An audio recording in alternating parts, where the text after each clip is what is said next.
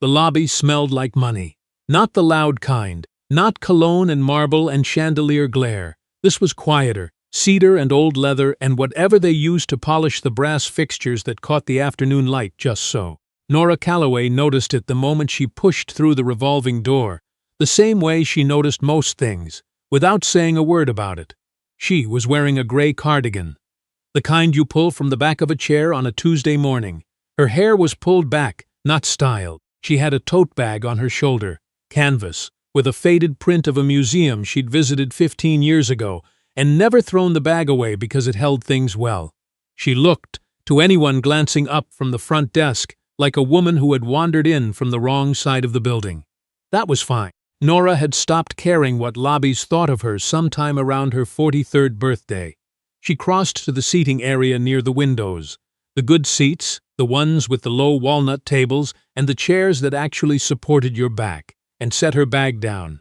She had a 2 o'clock meeting. It was 1:53. She sat. The hotel was the Hartwell Grand, which was the kind of name that told you everything and nothing. It had been a landmark in this city for 60 years. It had hosted senators, film premieres, a sitting president who'd eaten the salmon and complained about the rice. It had 4 restaurants, 2 bars, a rooftop terrace, and a general manager named Preston Caul who had worked his way up from front desk associate to the top job in 11 years and believed, with a certainty that had never once been tested, that he could read a room. Preston was standing near the concierge desk when he saw her.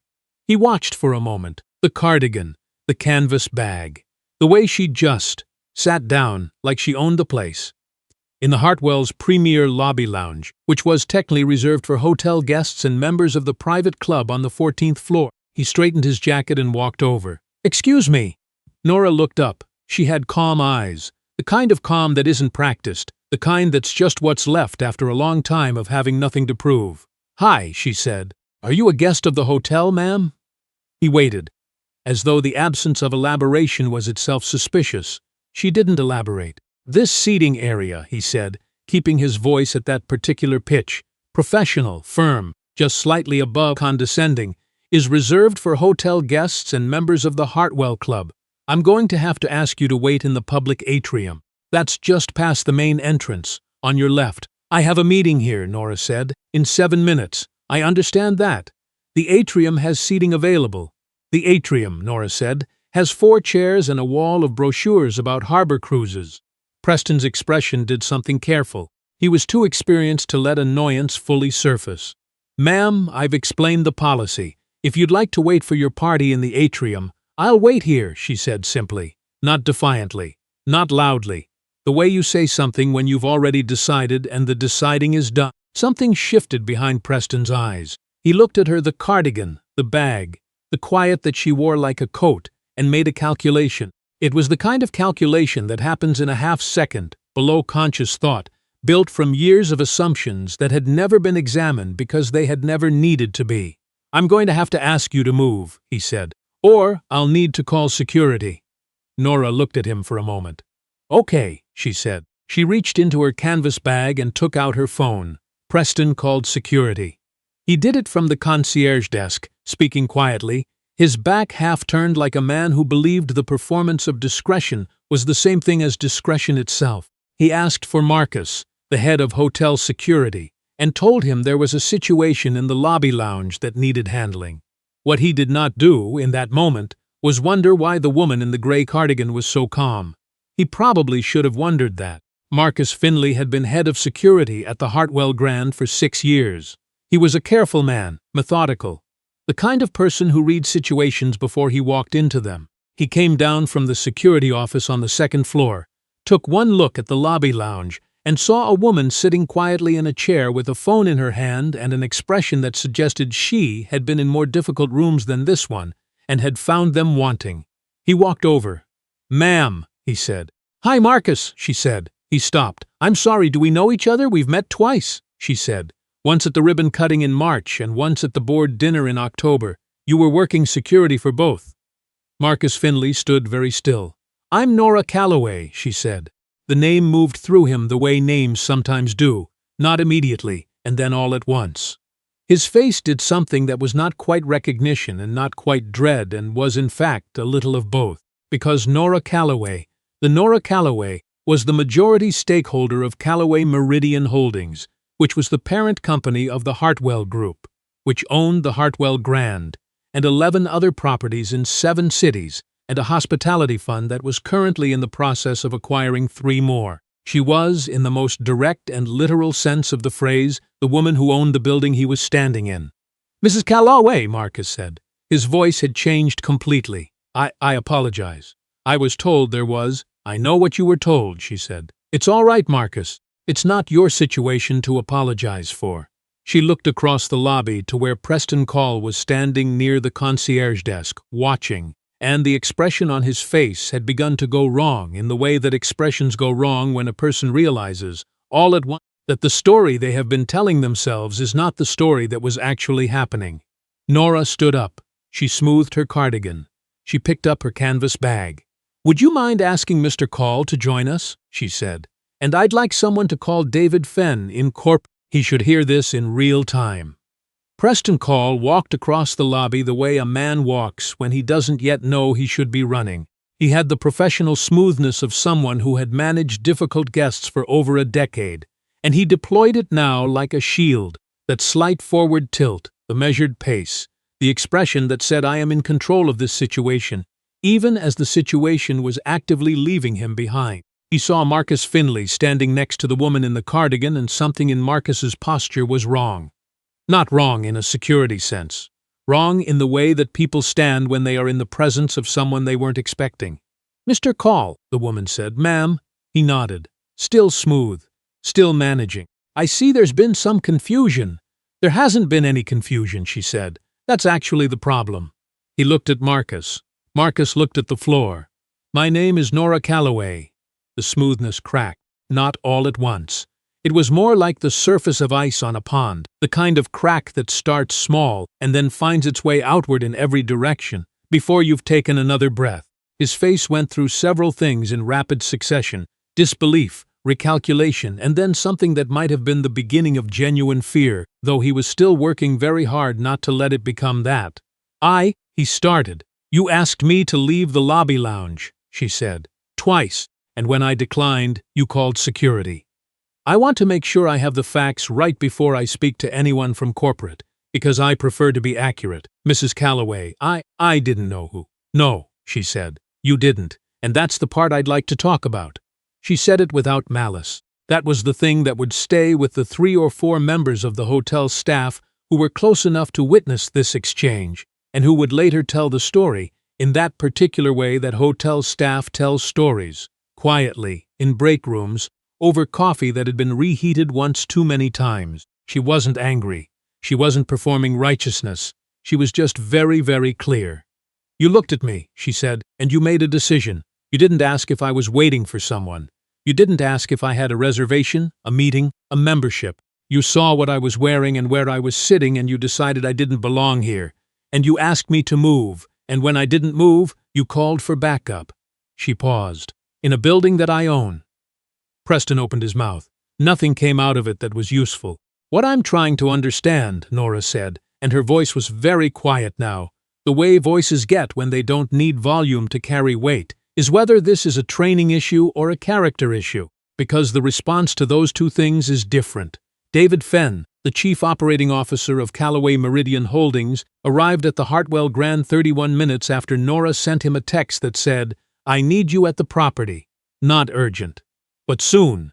David had worked with Nora for 9 years. He knew, from experience, that when she said "not urgent" in that particular way, she meant the opposite of what a fire meant, which was not that there was no emergency, but that the emergency was already over and what remained was paperwork.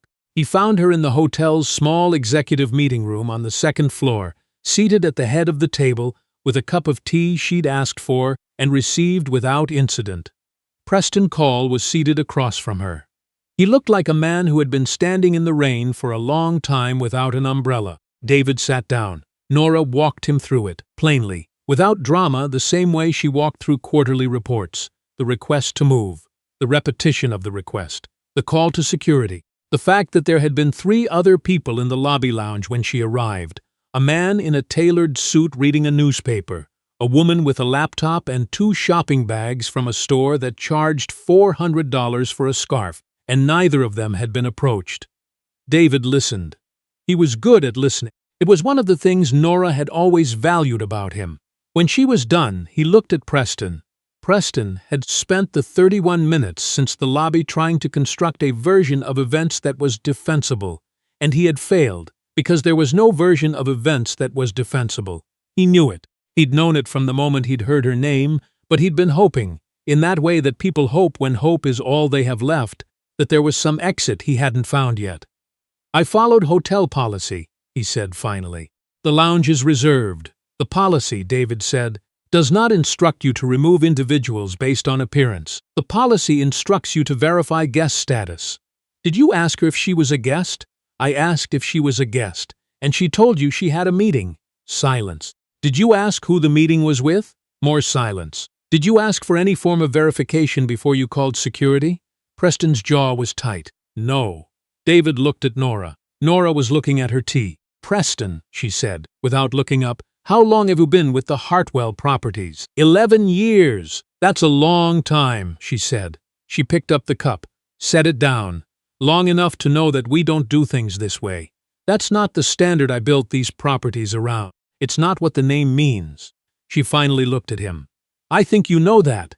Preston said nothing. "I'm going to ask David to handle the formal process," she said. "But I want you to understand, not for legal reasons, not for the record. I want you to understand that the reason this is a problem is not because of who I turned out to be. It would have been a problem if I'd been exactly who you thought I was. That woman would also have deserved to sit in that chair. The formal process, in the way of formal processes, took longer than the conversation that preceded it. There were HR protocols, there was a review, there were people in an office somewhere who had to sign things. But by 4:30 that afternoon, Preston Caul no longer held the title of General Manager of the Hartwell Grand. He was offered a meeting with HR the following morning, which he attended, and which went the way those meetings go when the outcome was decided before the meeting began. He received what he was owed under his contract. He signed what he was asked to sign. He left the building through the staff entrance on the side street, the one that faced the parking garage, carrying a box that was lighter than 11 years should have been.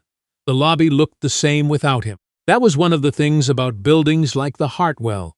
They didn't rearrange themselves for the people who left. Nora's 2 o'clock had, by the time all of this concluded, become a 4 o'clock, and then a 4:30, and the person she was meeting, a project director named Fiona Ash, who was coordinating a property renovation in another city, had waited with remarkable patience in the actual lobby lounge, in one of the chairs by the window, for nearly the entirety of this. When Nora finally came to find her, Fiona stood up and said, "I heard some of what happened. How much?" "Enough."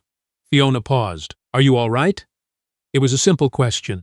People didn't always ask it in these situations. They got caught up in the logistics, the fairness of the outcome, whether the right thing had been done. They forgot to ask how the person at the center of it was. Nora thought about the cardigan she was wearing. She thought about the museum tote bag on her shoulder and the fact that she'd had it for 15 years. She thought about what the lobby had smelled like when she walked in, cedar and old leather and brass, and how she had noticed it and found it pleasant, and then sat down in the chair she'd wanted to sit in because it had good back support, and the light came through the window at a nice angle, and she had a meeting in 7 minutes.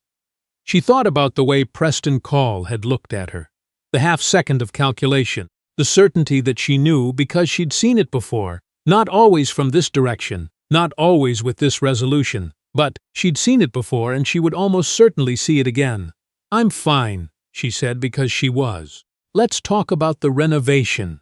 The story of what happened in the lobby of the Hartwell Grand that Tuesday afternoon didn't stay inside the hotel. It rarely does, with stories like this. It moved the way these things move. Through a staff member who told a friend, through a guest who had been in the lounge and heard pieces of it and filled in the gaps, through the particular social infrastructure of a city that is, at its uppermost level, a very small town. By the following week, it had reached the kind of people who make decisions about things. The board of the Hartwell Group sent a formal acknowledgement to Nora, which she read once and set aside. The company issued a statement about its commitment to respectful service for all guests, which was the kind of statement that gets issued in these situations and which says everything and changes nothing on its own. What changed things, what actually, concretely changed things, was what Nora did next. She didn't file a lawsuit, though she had every legal basis for one. She didn't give an interview, though several people asked. What she did was call a meeting of the properties division, all 11 hotels, general managers and department heads, and she said, "I want to talk about what we mean when we say our guests." She talked for an hour. She didn't mention Preston by name. She didn't tell her own story as a story of personal grievance. She told it as a case study, the way she talked about everything, plainly and without decoration. She described what had happened. She described what should have happened instead. She described the difference between a policy that exists and a culture that lives. And then she opened the floor and she listened, which was, as anyone who had ever worked with her would tell you, the thing she was actually best at. There is a photograph on the wall of the Hartwell Grand's executive conference room. It was taken at the hotel's 40th anniversary before Nora's family acquired the property. In it, the lobby looks essentially the same as it does today. The walnut tables, the brass fixtures, the chairs by the windows where the afternoon light comes through. Nora had passed it 100 times without stopping. She stopped the week after the meeting. She stood in front of it for a while. There was a woman seated in one of the chairs by the window in the photograph. You couldn't tell much about her from the angle. She was slightly out of focus, background detail, the kind of person a photographer would crop out if they were trying to make the frame neater. She had a bag on her shoulder. She appeared to be waiting for someone. Nora looked at her for a long moment. Then she went back to work. If you've made it this far in the story, you already know the part that stays with you. It's not the ending, though justice showing up that fast, that clean, is something worth sitting with. It's the part in the middle. The moment before anyone knew who she was. The moment when she was just a woman in a gray cardigan with a canvas bag, being told she didn't belong in the chair she was sitting in. Because here's the thing, and I want you to think about this. She did belong there. She belonged there before David Fenn picked up the phone. Before Marcus Finley recognized her name. Before Preston Caul's face went through all those things it went through in quick succession. She belonged there at 1:53 on a Tuesday afternoon for no reason more complicated than the fact that she had walked through the door and sat down and wasn't bothering anyone. That's the story, not the twist. The part before the twist, if Nora Calloway had been exactly who Preston Caul assumed she was, a woman who'd wandered in, no membership, no meeting, no connection to anything, she still deserved to be treated like a person. Full stop, no footnote. We forget that sometimes. In the rush to celebrate the moment the table turns, we can miss the more important point, which is that the table shouldn't have been tilted in the first place. So I'll ask you this, and I mean it genuinely. When was the last time you made a Preston Caul decision? A half-second calculation about someone's worth based on what you saw in the first look? Most of us have. Most of us don't notice when we do. That's what Nora said to her managers, and it's what I'm saying to you. If this story made you feel something, if you found yourself holding your breath in that lobby, quietly rooting for the woman in the gray cardigan to get the ending she deserved, then you already know what's right. You don't need a twist ending to tell you that. Share this with someone who needs to hear it. Drop a comment below and tell me, do you think Preston Caul learned anything? Because I have my own opinion, and I'd love to hear yours. Subscribe to Velvet Verdict. We tell these stories every week, because they matter, and because the people in them deserve to be heard. I'll see you in the next one.